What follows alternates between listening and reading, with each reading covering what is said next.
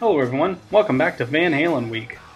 This is the week where we go through all the David Lee Roth records and reviewing them in anticipation for the brand new album, A Different Kind of Truth.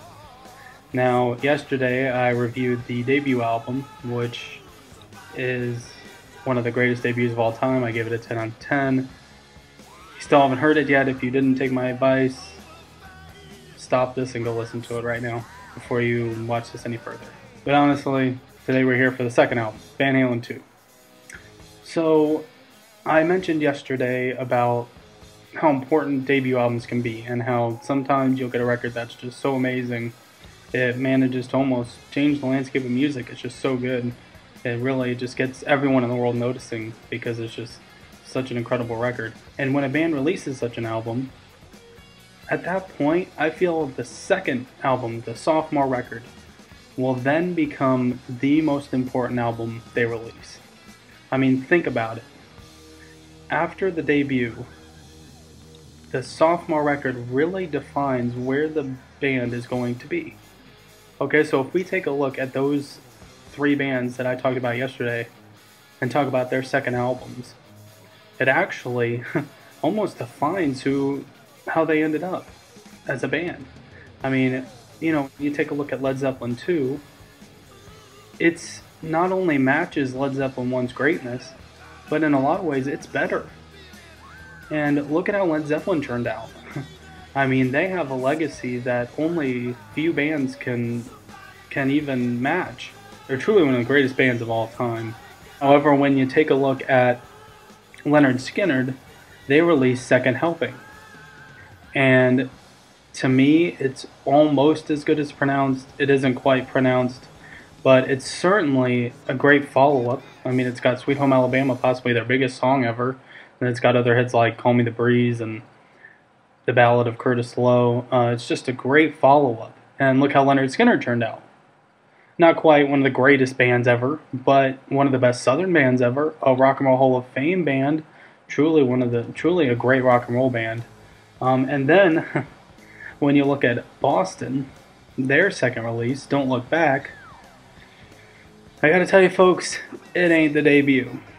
It's got a few good songs, it's a decent album, but to be honest, Boston never reached that level again that they reached with their debut. They didn't come close. And even to this day, people may disagree, but much of their success is due to that debut. So you can really see where bands go after that second record, with Led Zeppelin II's being the best. They end up the best. With Second Helping, a great record, not quite as great as the debut, and they end up a great band. And then you have Boston's second record, definitely not as good as the debut, kind of starts a downfall that they never really recover from. So to me, the second album after a debut like that is really an indication of where a band will go. And this is also the case with Van Halen II. To be honest, I think it's possibly their most underrated album. I love Van Halen II. I think it's a great follow-up. In fact, it's a fantastic follow-up to the debut album.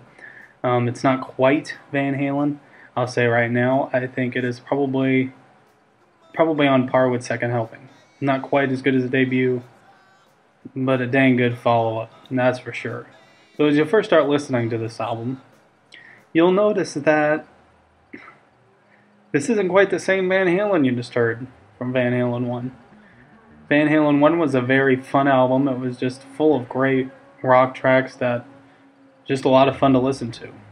The start of Van Halen 2, however, is You're No Good, the cover of the Clint Ballard song.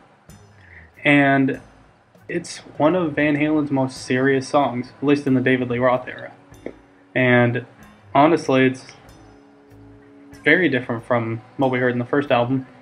But to be honest, it's one of my favorite starts to any Van Halen record. Probably one of the three best in the David Lee Roth era. Well, let's just cut the crap now. It's one of the three best in all Van Halen history because Sammy Hagar records almost don't even come close. So let's just cut that out right now. It's one of the best starts to a Van Halen record, and I love it. It's just got an awesome riff, and I love just the the seriousness of David Lee Roth. He manages to be so good at what he does. You know, he's not just a pretty boy. He really is a great front man, and you know, he can do a lot of things.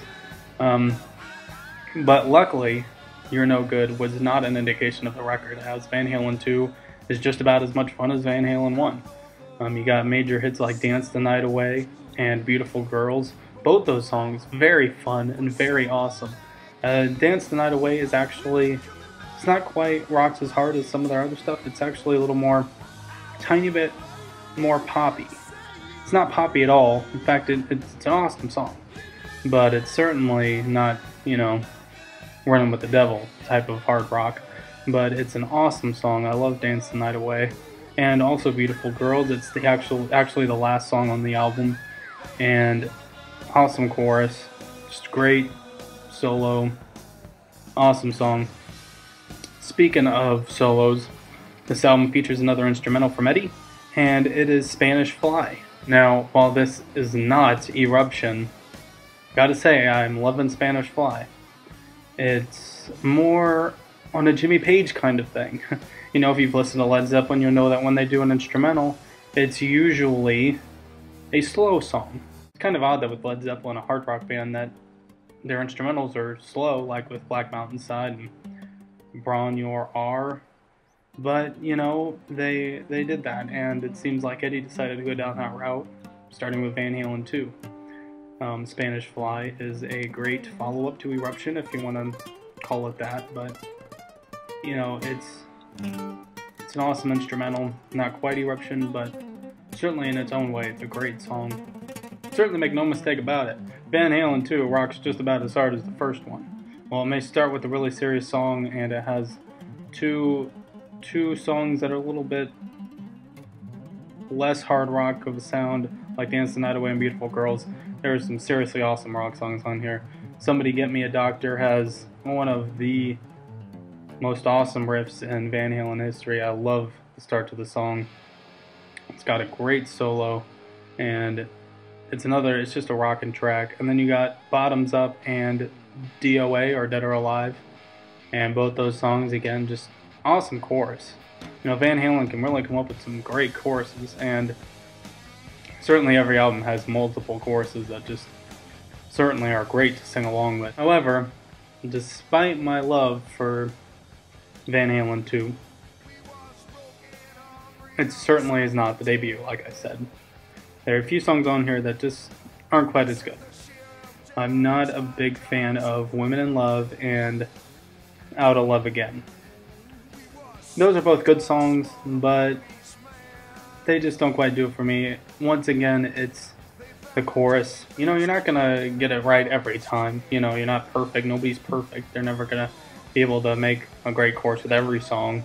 And to me, that's usually the biggest issue with a Van Halen song for me, because they always manage to have a great riff and, you know, some great backing vocals and great solo and great vocals usually. And, you know, for the most part, there's a problem to me. It's usually with the chorus, and, you know, that's the issue with those two songs.